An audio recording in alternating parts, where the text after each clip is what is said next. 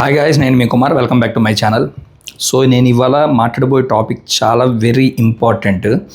ఎవరు కూడా స్కిప్ చేయకుండా అయితే చూడండి. ఎందుకంటే ఇది రేపొద్దున రేపొద్దున అందరికీ ఫేస్ చేయొచ్చు ఇలాంటి స్కామ్స్ అన్నమాట. సో ఎందుకంటే నాకు పర్సనల్గానే జరిగింది కాబట్టి నేను అందుకే ఈ వీడియో చేస్తున్నాను. So be alert, be safe అనమాట అందరూ కూడా. సో తప్పకుండా ఈ వీడియోని పూర్తిగా అయితే చూడండి, స్కిప్ మాత్రం చేయకండి. సో టాపిక్లోకి వెళ్ళిపోదాం.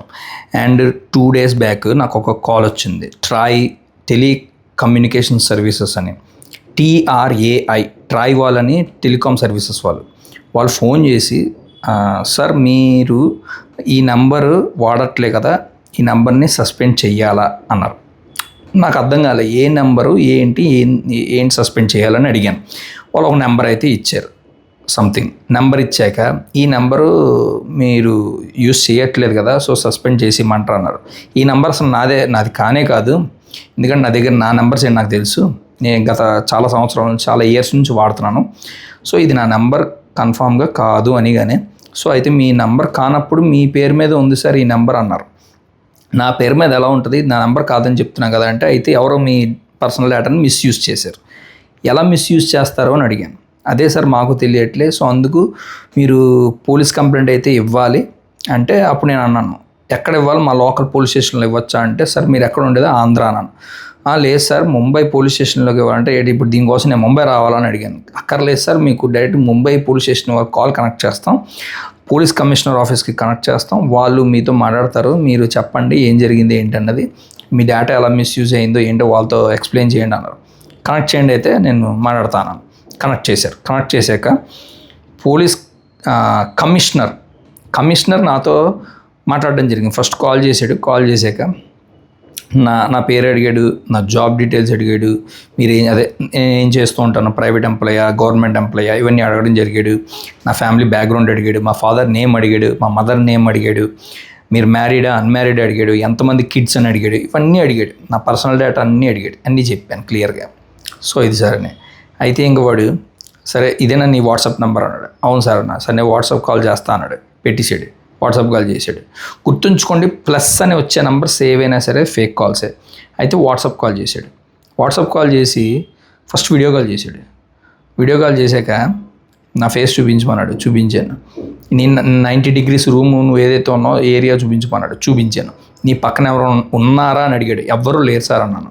నీ ఫ్యామిలీ మెంబర్స్ కానీ నీ ఫ్రెండ్స్ కానీ ఎవరు ఉన్నారా అన్నాడు. ఎవ్వరు లేరు, ఇది నా రూమ్, ఇది నా పర్సనల్ రూమ్, నేను ఒక్కడనే ఉంటాను ఇక్కడ అని చెప్పడం జరిగింది. అప్పుడు వాడు కొన్ని నాకు వాట్సాప్లోనే షేర్ చేశాడు అనమాట.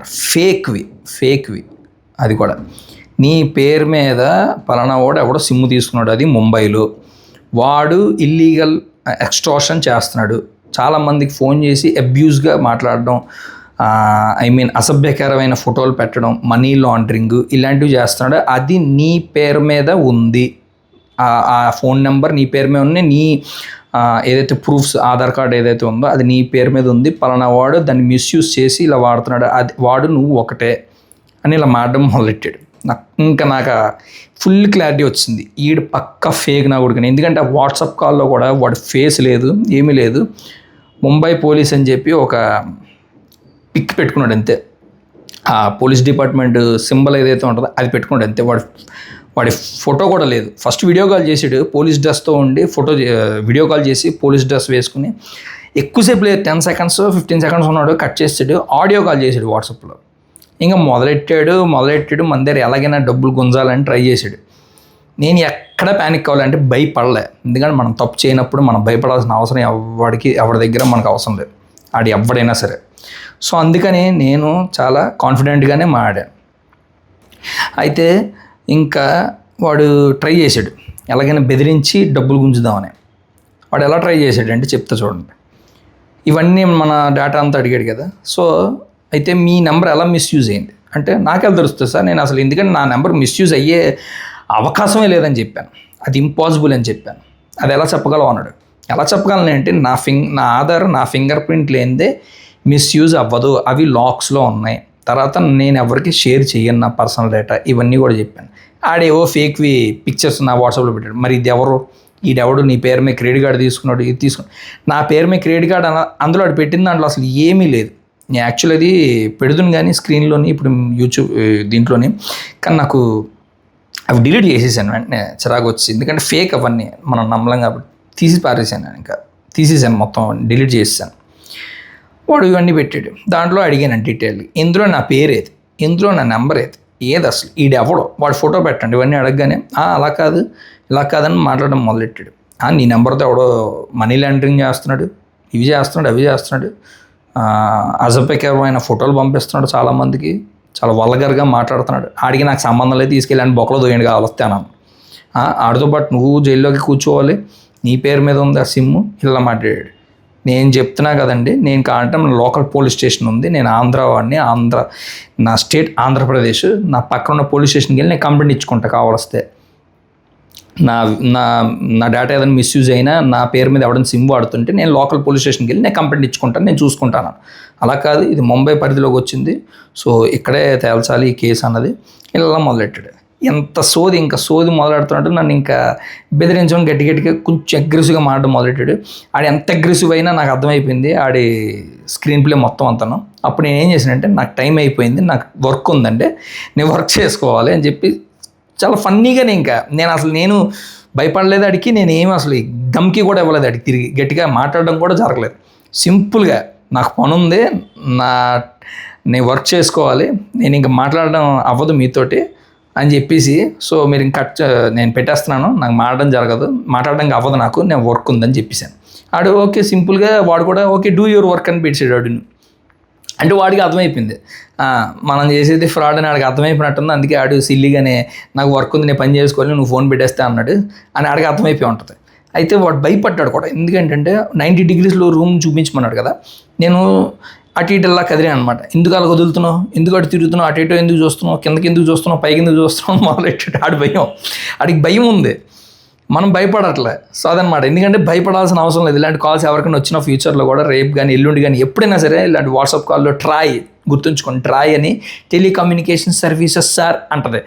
ఎవడు భయపడాల్సిన అవసరం లేదు, గట్టిగా ఇచ్చిపారేయండి. నేనైతే సిల్లీగా కామన్గా పెట్టేశాను, ఇంకా ఈడెవడో పక్క ఫేక్ గడ్ అని చెప్పి, ఎందుకంటే ఆడితో గొడవ పడినా వేస్ట్, మన టైం వేస్ట్ అందుకని. సో ఎవడైనా గట్టిగా ఇచ్చిపారేయండి, మీకు దాంట్లో భయపడాల్సిన అవసరమే లేదు. అందుకే నేను ఈ వీడియో చేయడానికి కారణం. సో ఇలాంటి కాల్స్ ఎవరికైనా వస్తే ఇలా చెప్పేయండి, గట్టిగా ఇచ్చేస్తే ఆడే ఫోన్ కట్ చేసేస్తాడు. సో అదనమాట, ఇలాగా దందాలు, ఇలాంటి స్కామ్స్ మొదలెట్టారనమాట. మీ పేరు మీద ఎవడో నెంబర్ తీసుకున్నాడు, వాడు ఇల్లీగల్ బిజినెస్ చేస్తున్నాడు, దందాలు చేస్తున్నాడు, ఎవరెవరికో మార్ఫింగ్ ఫోటోలు పంపిస్తున్నాడు, వల్గర్గా మాట్లాడుతున్నాడు వేరే వాళ్ళ నెంబర్లకి. సో మీ పేరు మీద ఉందా సిమ్ము, అందుకు మిమ్మల్ని జైల్లో పెట్టండి. ఇదంతా ఏంటంటే మనం సరే సార్ ఇప్పుడు ఏం చేయాలి, నేను ఏం చెప్పండి అంటే, నువ్వు 50,000 1 lakh 2 lakh ఇస్తే నేను ఈ కేసుని క్లోజ్ చేసేస్తాను, ఇంకా నీకు ఏ ప్రాబ్లం ఉండదు ఫ్యూచర్లో అని చెప్పడానికి అనమాట. So be careful, be happy, be safe, అంతే నేను చెప్పొచ్చేది. సో అదనమాట. సో ఇంతే గైస్ నా వీడియో కనుక మీకు నచ్చినట్టయితే లైక్ చేయండి, షేర్ చేయండి, అండ్ మీ ఫ్యామిలీ మెంబర్స్ కూడా షేర్ చేయండి, చాలా ఇంపార్టెంట్ కాబట్టి ఇలాంటి స్కామ్స్ జరగకుండా వాళ్ళు కూడా ఇలాంటి వీడియోస్ ఏమైనా చూస్తే కొంచెం వాళ్ళు కూడా అలర్ట్గా ఉంటారు, ఎవరి దగ్గర కూడా మోసపోకుండా కొంచెం జాగ్రత్త పడతారనమాట. సో అది గైస్ నా వీడియో కనుక మీకు నచ్చినట్టయితే లైక్ చేయండి, షేర్ చేయండి, సబ్స్క్రైబ్ అయితే చేసుకోండి. చాలామంది అయితే చూస్తున్నారు కానీ సబ్స్క్రైబ్ అయితే చేసుకోవచ్చు. Please try to subscribe and click the bell icon also. And ఇలాంటివే ఇంకా మంచివి ఇంకా ఏమైనా ఉంటే, అవేర్నెస్ లాంటివి ఏమైనా, ఇలాంటి ఫేక్, ఇలాంటి సంబంధించి మూవీ రిలేటెడ్వే కాకుండా ఇలాంటివి కూడా ఏమైనా కూడా మంచి కంటెంట్తో అయితే మీ ముందుకు వస్తాను. అంతవరకు టేక్ కేర్, బాయ్, జై హింద్.